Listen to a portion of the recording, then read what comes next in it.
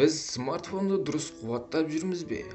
Мен қазір сіздерге смартфонды қуаттау кезіндегі біз аса мән беретін қарапайым ережелерді айта кететін боламын. Алдымен лайк басып маған жазылып қойыңыздар. Барынша смартфонды көлікте қуаттамағанымыз дұрыс, әсіресе көлік оталған кезде. Бұл телефонның аккумуляторына өте зиян болып келеді. Яғни смартфоныңыздың қуаты өте жылдам, тез бітетін болып қалады.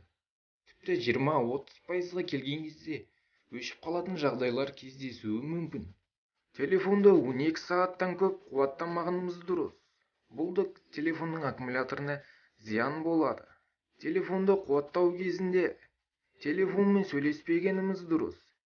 Және де телефон қуатталып жатқан кезде өте ауыр күшті ойын бағдарламаларды қолданбағанымыз дұрыс. Бұл телефонның процессормен қоса аккумуляторына да өте зиян болып келеді. Және де телефон қуаттайтын құрылғымыздың кабелі түйіліп оралып қалмағанын бақылаңыз. Бұл қуаттайтын құрылғымыздың істен шығуына алып келуі мүмкін.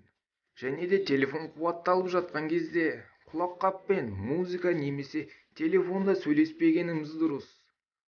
Осы қарапайым ережелерге мән беріңіздер және де сізде өз достарыңызға таратып бөлісіңіздер. Сіздердің достарыңыз да жақындарыңыз да бұл ережелерді біле жүрсін. Назарыңызға рахмет.